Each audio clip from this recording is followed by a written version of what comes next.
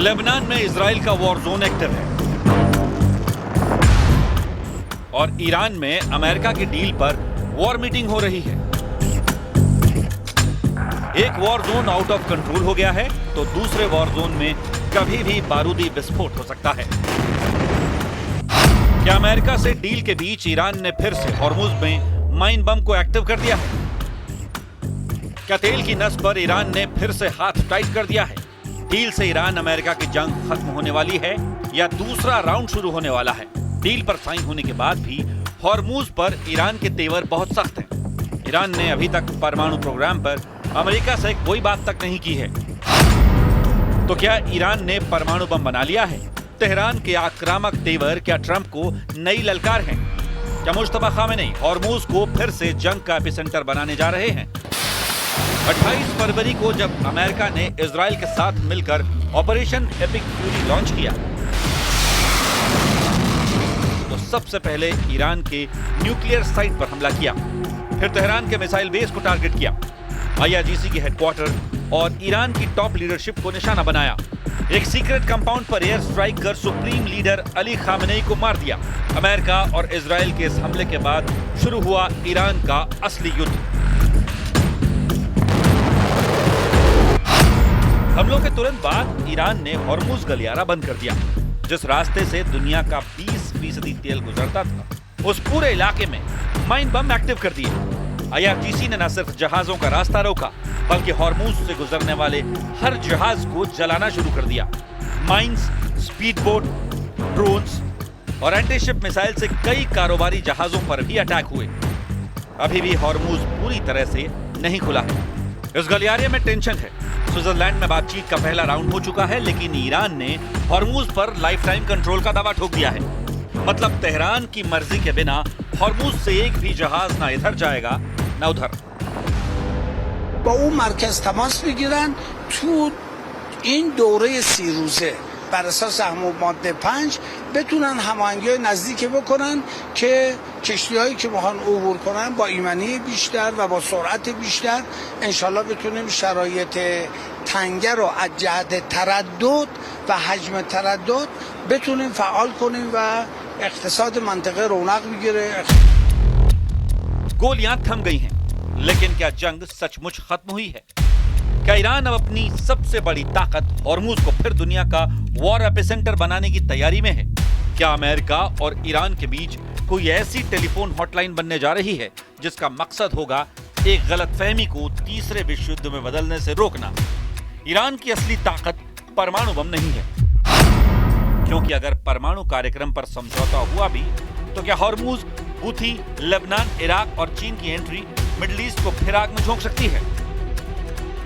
दुनिया सालों से ईरान के परमाणु कार्यक्रम को उसकी सबसे बड़ी ताकत मान रही है, लेकिन इस जंग से एक नई सच्चाई सामने आ गई। ईरान की सबसे बड़ी ताकत शायद परमाणु बम नहीं बल्कि स्ट्रेट ऑफ हॉर्मुज है। वो रास्ता जहां से दुनिया के लगभग 20% तेल और LNG की सप्लाई गुजरती है, और इसी रास्ते को हथियार बनाकर ईरान ने अमेरिका और उसके सहयोगियों की नींद उड़ा दी। स्विट्जरलैंड में हुई पहले राउंड की मीटिंग में अमेरिका और ईरान के बीच भले ही कई मुद्दों पर समझौता हुआ, लेकिन हॉर्मुज गलियारे पर ईरान का स्टैंड पहले जैसा ही नजर आ रहा है। तेहरान के टॉप नेगोशिएटर मोहम्मद बाघेर कालिबाफ ने तो टूक शब्दों में कहा कि हॉर्मुज जैसा पहले था वैसा कभी नहीं रहेगा। मतलब हॉर्मुज को पूरी तरह से ईरान कंट्रोल करेगा। ईरान चाहता है कि हॉर्मुज को लेकर ऐसी व्यवस्था बने जिससे ईरान की नौसेना, कोस्ट गार्ड और राजनीतिक नेतृत्व के बीच सीधा संवाद हो सके। ईरान हॉर्मुज में हॉटलाइन टेलीफोन लगाना चाहता है ताकि किसी टैंकर, ड्रोन या मिसाइल को लेकर पैदा हुई गलतफहमी को रोका और सुलझाया जा सके, जिससे पूरा इलाका फिर से युद्ध में न झोंक दिया जाए। यानी जिस तरह शीत युद्ध के दौरान अमेरिका और सोवियत संघ के बीच रेड फोन बना था, क्या वैसे ही हॉटलाइन अब हॉर्मुज के लिए बनेगी? सीज फायर के बावजूद तेहरान साफ संकेत दे चुका है कि युद्ध से पहले वाली स्थिति शायद वापस नहीं आएगी। ईरान का नेतृत्व कह रहा है कि हॉर्मुज का प्रशासन और निगरानी अब उनके हाथों में रहेगी। यानी समुद्री रास्ते पर कंट्रोल का सवाल अभी भी उलझा हुआ है। بس این بود که ما باید چارچوب چگونگی پیگیری تحقق این بندها رو تا پایان 60 روز انجام میدادیم. लेकिन हॉर्मूज की कहानी यहीं खत्म नहीं होती, क्योंकि मिडिल ईस्ट में युद्ध सिर्फ दो देशों के बीच नहीं लड़ा जाता। यहाँ हर मोर्चे के पीछे एक दूसरा मोर्चा छिपा होता है, और यही वजह है कि हॉर्मूज पर बनी शांति के बावजूद पूरे इलाके में खतरे की घंटियां बज रही हैं। इजराइल ने गाजा पर अटैक किया तो उसके पीछे हिजबुल्लाह एक्टिव हो गया। इजराइल की सेना ने लेबनान में हिजबुल्लाह के खिलाफ मोर्चा खोला तो ईरान एक्टिव हो गया। इधर ईरान ने इजराइल के खिलाफ जंग शुरू की तो जंग में अमेरिका शामिल हो गया।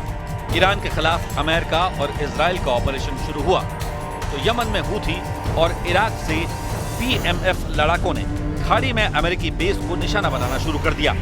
इजराइल और हिजबुल्लाह के बीच भले ही बड़े हमले थमे हुए दिखाई दे रहे हैं, लेकिन दक्षिणी लेबनान में तनाव पूरी तरह खत्म नहीं हुआ है। लेबनान में इजराइल के बनाए सिक्योरिटी जोन में IDF की सेना पूरी तरह से एक्टिव है। इजराइल के सैन्य ठिकाने अभी भी अलर्ट मोड पर हैं, और अगर यहाँ कोई फिर से बड़ा धमाका होता है तो उसका असर सिर्फ बेरूत तक सीमित नहीं रहेगा। तेहरान से लेकर तेल अवीव तक पूरी दुनिया फिर से बदल सकती है।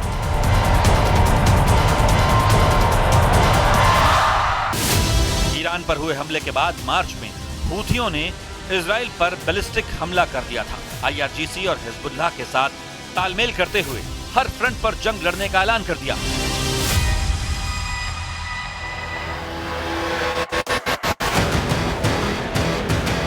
इस बीच एक और खिलाड़ी पूरे हालात पर बारीकी से नजर बनाए हुए है, और वो है चीन। क्योंकि चीन सिर्फ ईरानी तेल का सबसे बड़ा खरीदार ही नहीं, बल्कि पश्चिम एशिया में अपना प्रभाव बढ़ाने का मौका भी तलाश रहा है। अगर वॉशिंगटन और तेहरान के बीच फिर दूरी बढ़ती है तो बीजिंग खुद को एक ऐसे साझेदार के रूप में पेश कर सकता है जो बिना युद्ध के भी अपना खेल खेलना जानता है। अभी हालिया रिपोर्ट में चीन के एक्सपर्ट्स ने तो इस जंग में अमेरिका को हारा हुआ बता दिया था। चीन ने दावा किया कि अगर युद्ध के बाद भी ईरान की सत्ता बची हुई है, अगर उसके प्रॉक्सी अभी भी एक्टिव है और आखिर में अमेरिका को ही समझौता करना पड़ा, तो क्या ट्रंप अपना मकसद हासिल नहीं कर पाए? और क्या ये अमेरिका की सबसे बड़ी हार में से एक है?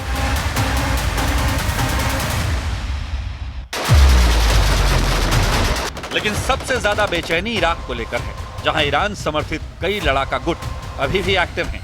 इस गुट ने जंग के दौरान अमेरिकी ठिकानों पर पहले भी कई बार रॉकेट और ड्रोन हमले किए, और यही वजह है कि पेंटागन किसी भी सरप्राइज अटैक को लेकर बेहद अलर्ट है। क्योंकि अगर इराक पे फिर से कोई मोर्चा खुला तो उसका असर सीधे अमेरिका और ईरान डील पर पड़ेगा। इन सब के बीच सबसे बड़ा रहस्य अभी भी कायम है। क्या ईरान का परमाणु प्रोग्राम पूरी तरह से खत्म हो चुका है, या फिर उसके कुछ हिस्से अभी भी सुरक्षित हैं? क्या तेहरान ने अपनी असली ताकत दुनिया की नजरों से बचाकर रखी है?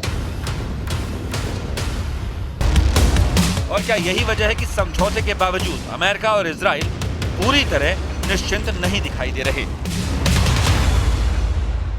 آغاز مذاکره در مورد این دو موضوع منوط به اجرای بندهای مشخصی از یادداشت تفاهم هست. ما داریم تلاش می‌کنیم برای اینکه همه این بندها به عنوان پیش زمینه‌های شروع مذاکرات محقق بشه. بخشش محقق شده، بخشش در حال. यही वजह है कि सवाल सिर्फ हॉर्मूज का नहीं है, सवाल उस पूरे इलाके का है जहां बंदूकें शांत होने के बाद भी बारूद जिंदा रहता है, जहां सीज फायर के बाद भी मिसाइलें साइलेंट मोड में एक्टिव हैं,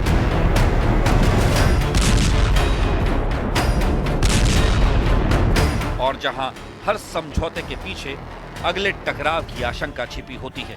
तो क्या हॉर्मूज में बनने वाली हॉटलाइन तीसरे विश्व युद्ध को टालने का जरिया बनेगी, या फिर इतिहास एक बार फिर साबित करेगा कि मिडिल ईस्ट में शांति अक्सर अगले तूफान से पहले की खामोशी होती है?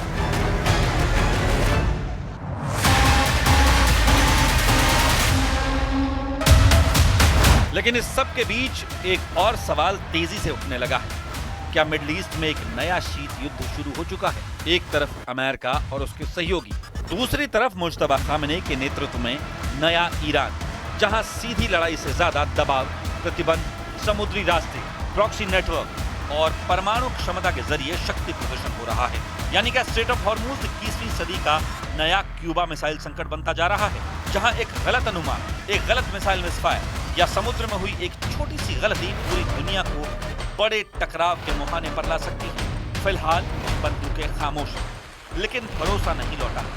मिसाइलें शांत हैं, लेकिन खतरा खत्म नहीं हुआ है। और यही वजह है कि सवाल अभी भी जिंदा है। क्या अमेरिका और ईरान के बीच हुई डील वाकई शांति का समझौता है, या फिर दूसरे राउंड से पहले का सिर्फ एक युद्ध विराम?